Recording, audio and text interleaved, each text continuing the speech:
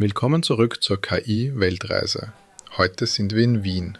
Und zwar nicht irgendwo, sondern vor einem der berühmtesten Häuser der Musikwelt, dem Wiener Musikverein. Noch ist es Nachmittag. Ich stehe hier ganz bewusst nicht im Gala-Anzug, sondern nur leger in Polo und Jeans.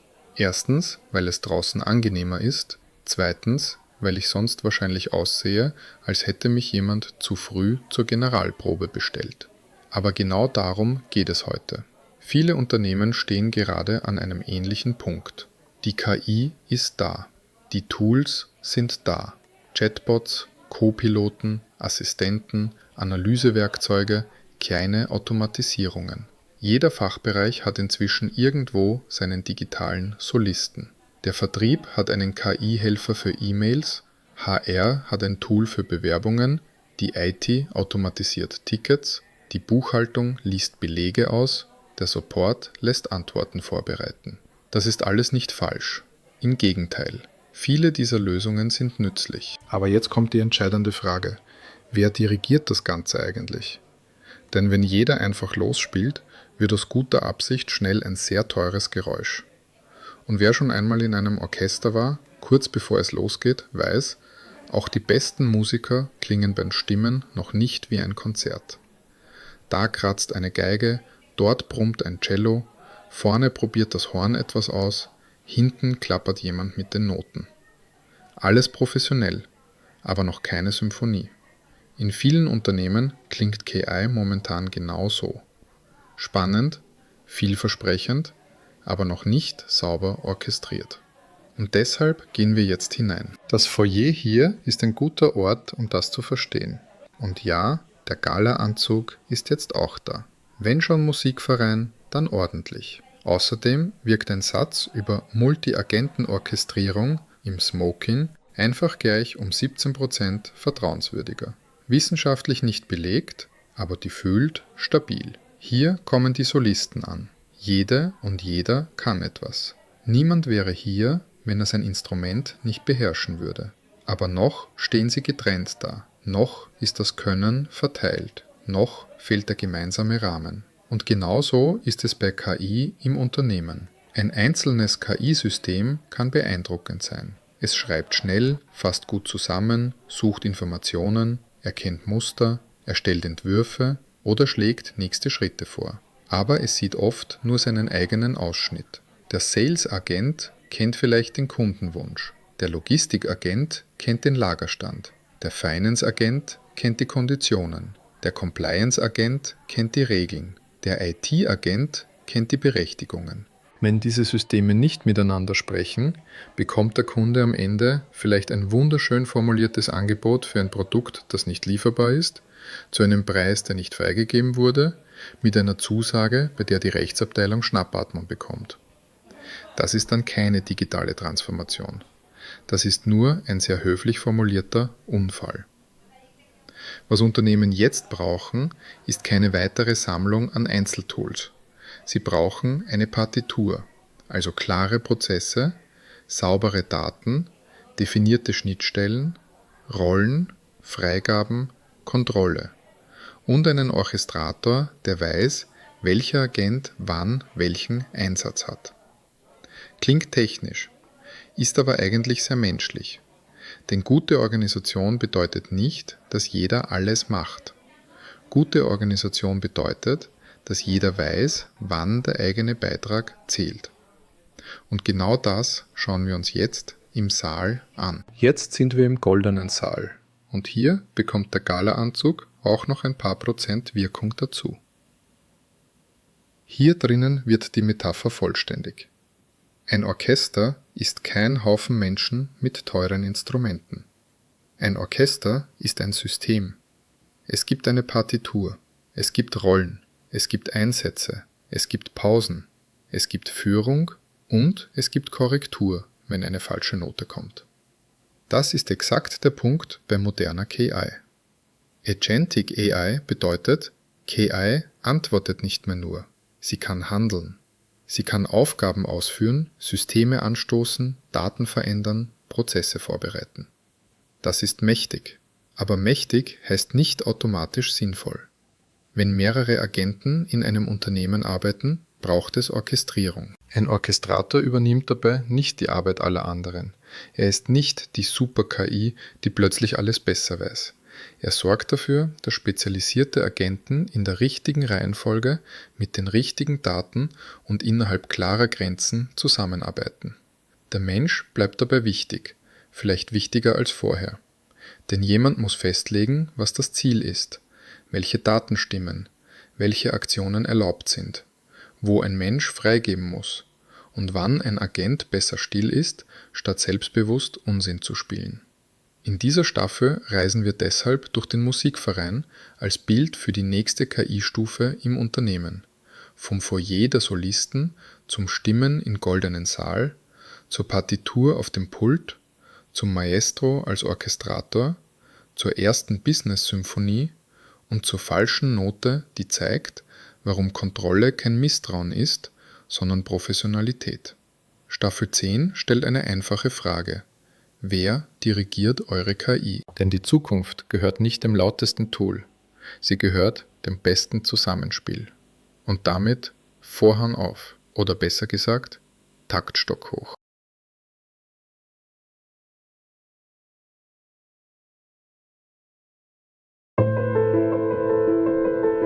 Stell dir mal vor, du hast da einen einzelnen, wirklich brillanten Geiger in einem Raum. Der spielt sein Instrument und das ist einfach Kunst. Man hört zu, man ist völlig fasziniert. Absolut, ja. Aber jetzt stell dir vor, du setzt 5 absolute Weltklasse-Musiker in exakt denselben Raum. Okay. Und jeder von denen spielt ein völlig anderes Stück, gleichzeitig und in voller Lautstärke.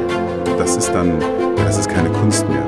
Genau, das ist einfach nur noch eine körperliche Zumutung, ein ohrenbetäubender Lärm. Richtig. Und weißt du, wenn man sich aktuell mal so in den IT-Abteilungen, in den Personalbüros oder auch den Vertriebszentren weltweit umsieht, dann ist das exakt das Bild, das sich da abzeichnet.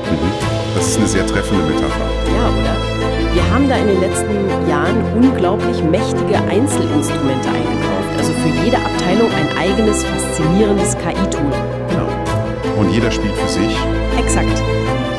Aber anstatt einer wunderschönen, effizienten Symphonie hören die Geschäftsführer und die Teams aktuell oft einfach nur dieses ohrenbetäubende digitale Chaos. Ja, das höre ich in der Praxis auch jeden Tag. Und genau deshalb willkommen zu unserer heutigen gemeinsamen Analyse. Wir haben heute eine ganz klare Mission für dich. Wir entschlüsseln nämlich, warum das bloße Ansammeln von KI-Tools in Unternehmen gerade massiv scheitert. Wie diese ganzen isolierten Systeme hinter den Kulissen eigentlich ständig kollidieren. Und vor allem, wie man stattdessen eine perfekt abgestimmte, funktionierende Architektur aufbaut.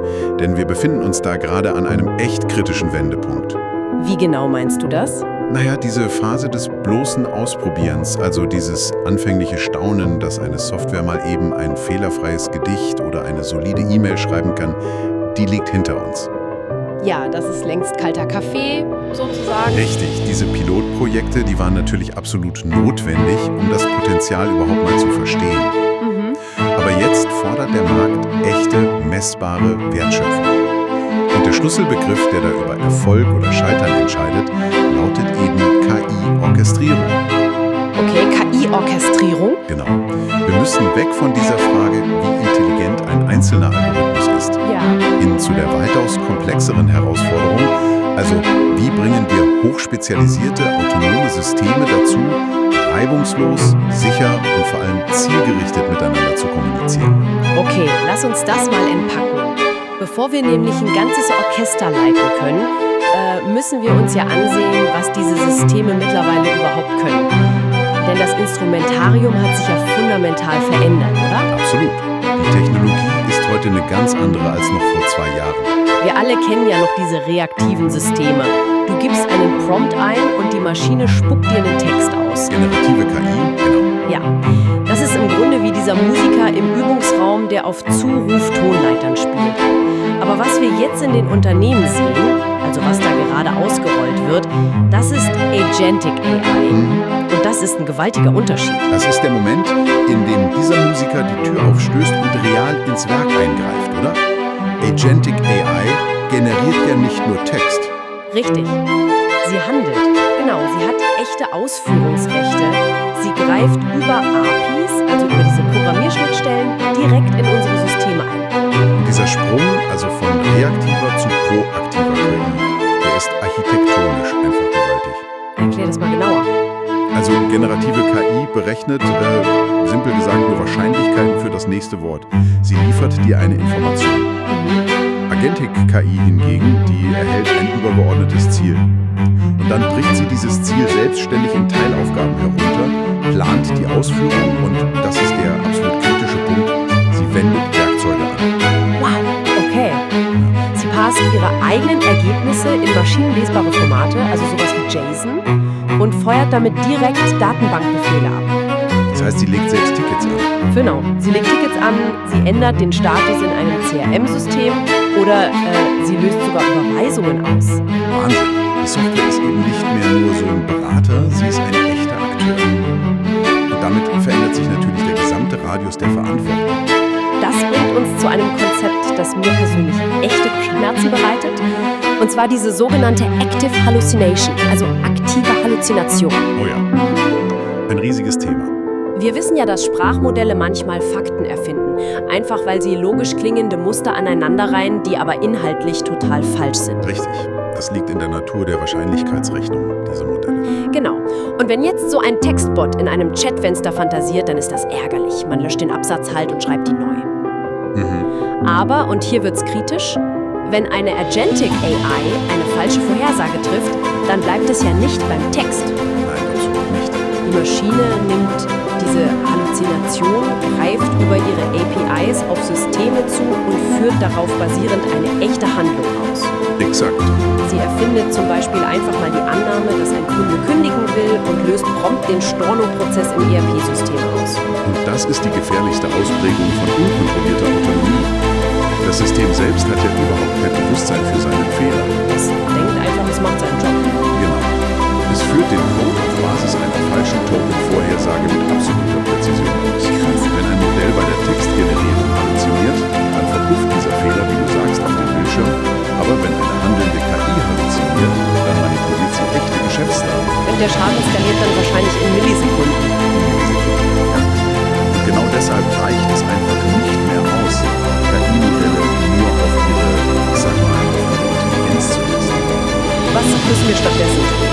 Wir müssen zwingend die Infrastruktur, in der sie operieren, so absichern, dass fehlerhafte Entscheidungen abgefangen werden. Und zwar bevor sie in die Datenbank geschrieben werden. Wenn wir diese handelnden Agenten jetzt mal in der Praxis betrachten, dann sehen wir ja eigentlich sofort, warum das aktuelle Vorgehen in vielen Firmen so problematisch ist. Absolut. Lass uns da mal reingehen.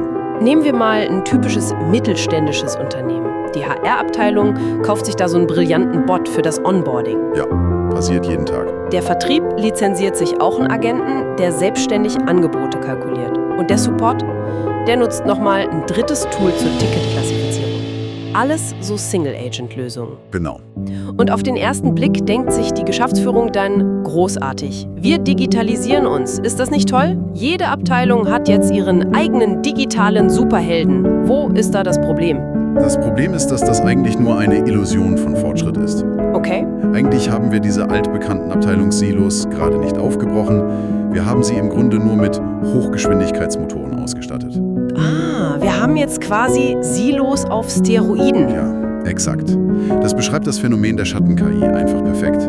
Spezialisierung innerhalb einer Abteilung führt eben nicht automatisch zu einer höheren Gesamtleistung des Unternehmens. Sondern? Im Gegenteil. Wenn wir viele isolierte KI-Agenten haben, die nicht durch eine übergeordnete Instanz synchronisiert werden, dann erzeugen wir massive Datenkollisionen. Hast du da mal ein Bild für uns, um von der Musikmetapher mal kurz wegzukommen? Ja, stell dir mal einen extrem belebten Flughafen vor. Okay. Jeder Pilot dort ist absolut brillant ausgebildet. Und jedes Flugzeug funktioniert technisch einwandfrei. Aber es gibt keinen Tower. Oh. Es gibt einfach keine Flugverkehrskontrolle. Jeder Pilot trifft seine eigenen Entscheidungen nur auf Basis dessen, was er gerade aus seinem kleinen Cockpitfenster sieht.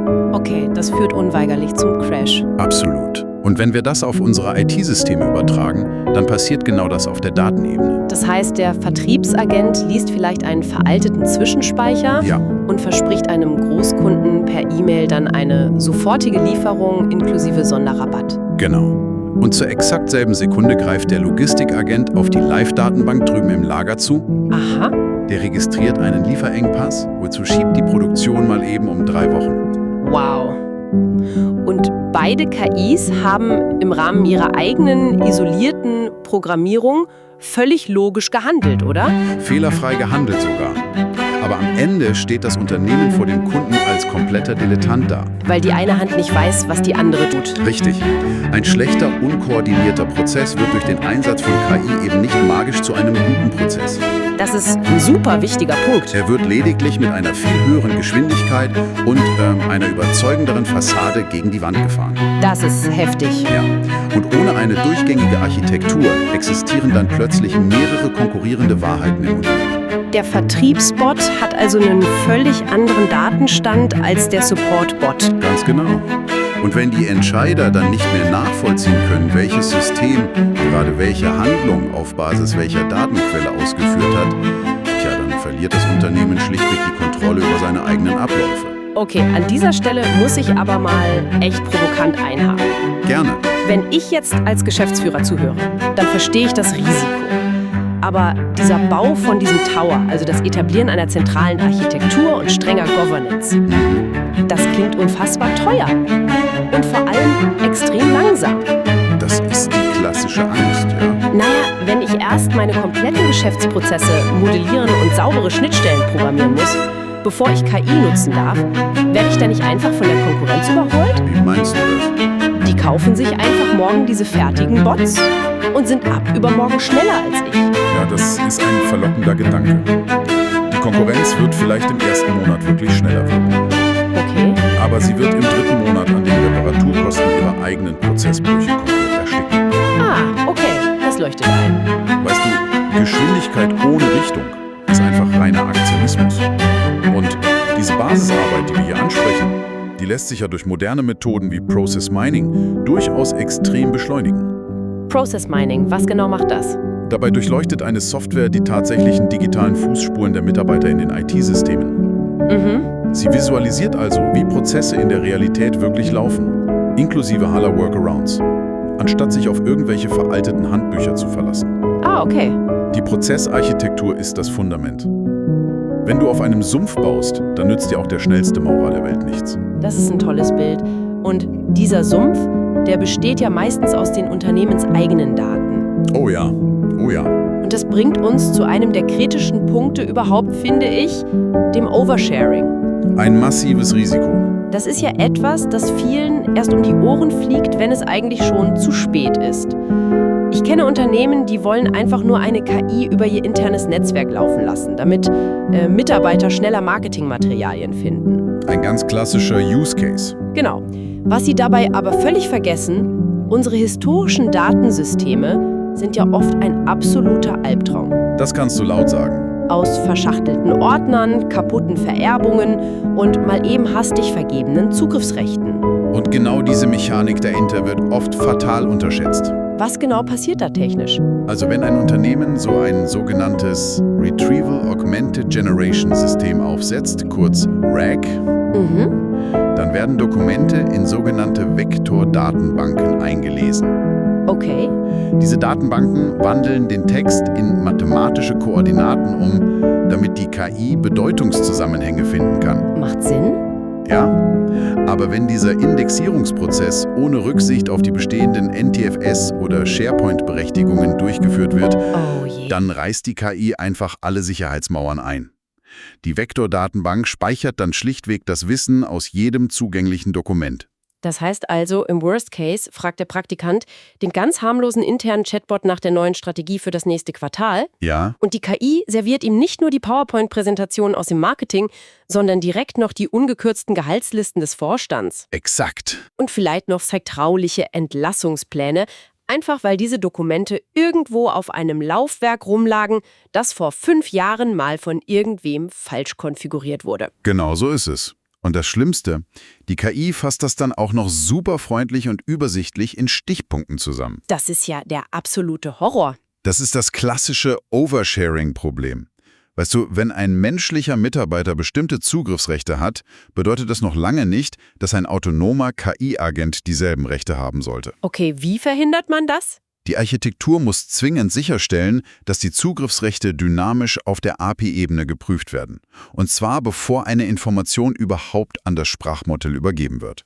Datenschutz und Data Governance sind in dieser Ära von Agentic AI eben keine lästigen Compliance-Übungen für die Rechtsabteilung mehr. Sondern sie sind schlichtweg überlebenswichtig für die operative Sicherheit. Okay, wir haben verstanden. Wir brauchen bereinigte Daten, wir brauchen saubere Zugriffsrechte und ganz klar definierte Prozesse. Das ist die Partitur. Genau, die Partitur. Wenn dieses Fundament also steht, dann betritt endlich der Orchestrator die Bühne. Um auf unser anfängliches Bild zurückzukommen, das ist der Moment, in dem der Dirigent den Taktstock hebt. Ein wunderbarer Moment. Das Faszinierende an so einem Orchestrator ist ja, dass er selbst eigentlich gar keine operative Arbeit leistet, oder? Er analysiert keine Dokumente, er schreibt keine E-Mails. Richtig, er spielt selbst kein Instrument. Aber er steuert den gesamten Informationsfluss. Wie genau funktioniert diese Logikschicht denn in der Praxis? Technisch gesehen ist der Orchestrator eine Softwareinstanz, die zwei essentielle Aufgaben übernimmt: Task Delegation und State Management. Okay, erklär uns die beiden mal kurz. Also bei der Task Delegation fungiert er quasi als Router. Er empfängt einen Trigger, analysiert das Ziel und entscheidet dann, welcher spezialisierte Agent ist für diesen speziellen Teilschritt jetzt am besten geeignet. Aha. Er formuliert den Auftrag, übergibt ihn an genau diesen Agenten und wartet auf das Ergebnis. Und das State Management? Das ist quasi die Gedächtnisfunktion. Im Gegensatz zu einem normalen Chatfenster, das ja alles vergisst, sobald du es schließt, führt der Orchestrator eine persistente Datenbank. Okay, er weiß also immer Bescheid. Genau. Er weiß zu jedem Zeitpunkt auf die Millisekunde genau. Ist Prozess A gerade gestartet? Wartet er noch auf eine externe Freigabe? Oder ist er vielleicht auf einen Fehler gelaufen? Okay, lass uns das doch mal an einem Szenario durchspielen, das wirklich jeder kennt, der schon mal den Job gewechselt hat. Sehr gerne. Das Employee Onboarding. Oh ja, ein Klassiker. Ich erinnere mich da an meinen letzten Arbeitgeber. Ich saß da ungelogen 3 Wochen lang an meinem Schreibtisch, hatte null Zugang zum CRM-System, mein E-Mail-Postfach war komplett falsch konfiguriert. Aber der fröhliche HR-Bot hat mir jeden Morgen Erinnerungen geschickt, dass ich doch bitte endlich meine Vertriebscalls dokumentieren soll. Ein absoluter Albtraum. Und ein klassischer Fall von Single-Agent-Chaos. Genau. Wie sähe das denn jetzt aus, wenn unser Maestro, also der Orchestrator, das Ganze dirigiert? In einem orchestrierten System beginnt alles mit einem ganz klaren Trigger. Beispielsweise der digitalen Unterschrift unter dem Arbeitsvertrag. Okay. Der Orchestrator registriert diesen Statuswechsel und dann ruft er über eine sichere API den HR-Agent auf. Die Aufgabe lautet dann: Extrahiere Startdatum, Position und Abteilung aus diesem Dokument. Nur diese Daten? Nur diese.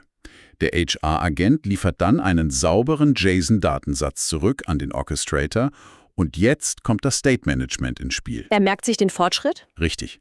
Der Orchestrator ändert den Status in seiner Datenbank von neu auf HR-Daten erfasst. Der HR-Agent ist damit fertig und geht quasi wieder schlafen. Ah, er fängt also gar nicht erst an, irgendwie unkoordiniert E-Mails zu verschicken. Exakt. Der Orchestrator hält also alle Fäden in der Hand und gibt den Takt vor. Was passiert als nächstes? Als nächstes wendet sich der Orchestrator an den IT-Agenten. Und er übergibt ihm genau die Daten, die dieser braucht. Also nicht den gesamten Vertrag inklusive Gehalt und so? Auf gar keinen Fall. Nur die Rolle und das Startdatum. Wow, das ist smart. Der IT-Agent legt dann vollautomatisch die Active Directory-Konten an, bestellt die Hardware beim Dienstleister und meldet den Erfolg zurück an den Orchestrator. Der Orchestrator hakt diesen Schritt ab. Und parallel dazu triggert er dann den Facility-Agenten für den Schreibtischplatz und den Security-Agenten für die Gebäudezugangskarte. Das heißt, diese spezialisierten Systeme kommunizieren niemals direkt miteinander. Richtig. Niemals.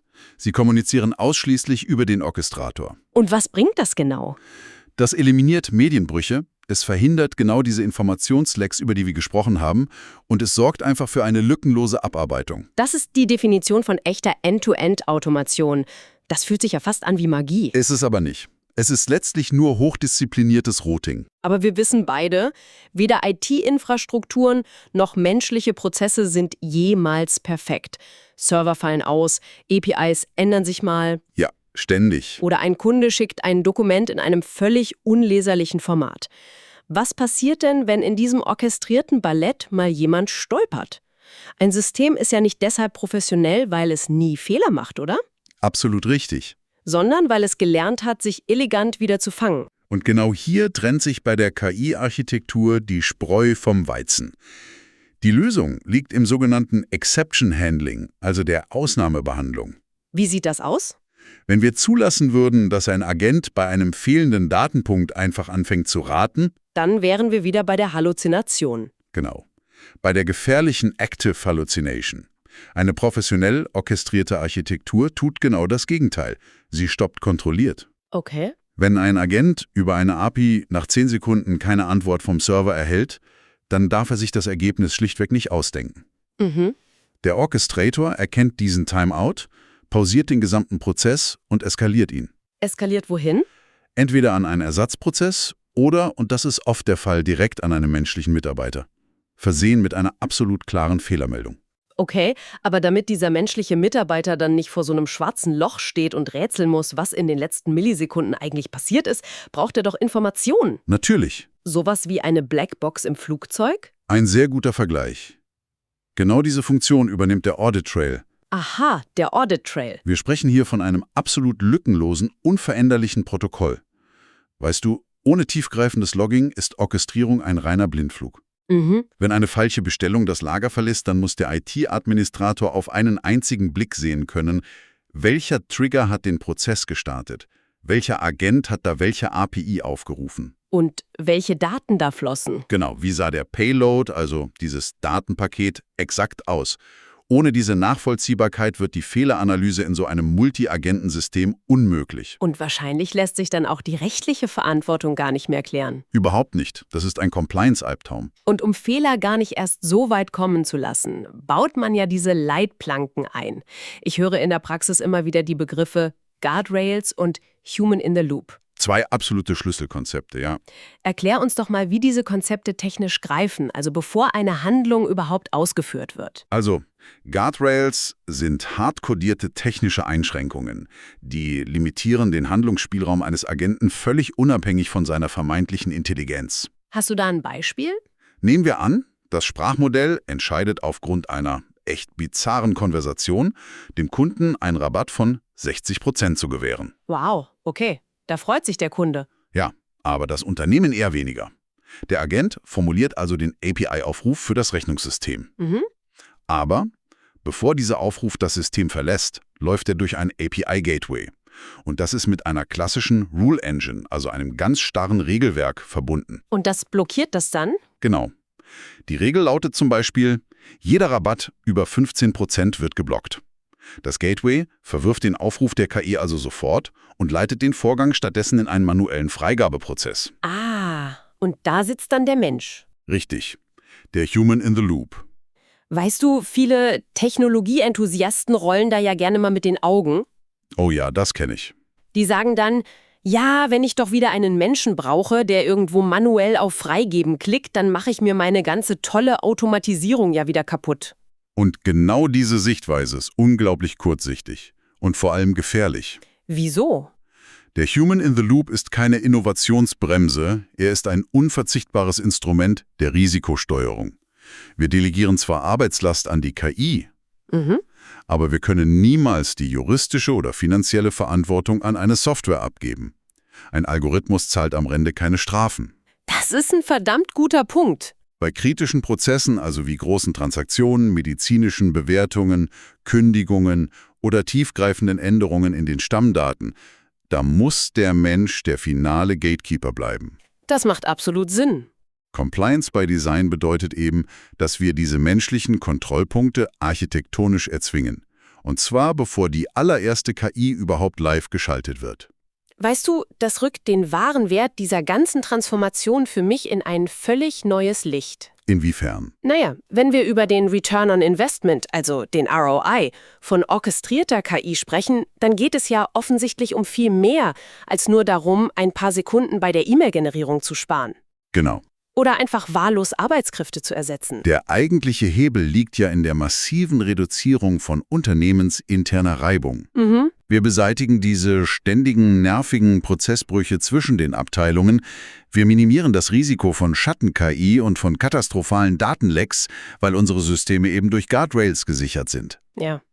Und wir entlasten die Teams von genau jener zermürbenden Koordinationsarbeit, die tagtäglich durch aneinandergereihte Excel-Listen und unzählige Nachfragen entsteht. Absolut. Letztendlich ist KI-Orchestrierung auf ihrer höchsten Ebene eigentlich gar nicht mehr die Implementierung von noch mehr künstlicher Intelligenz, Sondern? Es ist schlichtweg das Schaffen der dringend benötigten Ordnung, um die bereits vorhandene Intelligenz überhaupt erst wertschöpfend und vor allem sicher nutzbar zu machen. Die Ordnung für die bereits vorhandene Intelligenz. Wow. Das fasst dieses hochkomplexe Thema wirklich brillant zusammen. Danke. Es ist ein weiter Weg, aber es lohnt sich. Heute den Maschinenraum der Agentic AI durchleuchtet. Wir haben über das Risiko der aktiven Halluzination gesprochen, über das Management von APIs bis hin zur absolut notwendigen menschlichen Kontrolle. Eine ganze Menge Stoff, ja. Und an dich da draußen.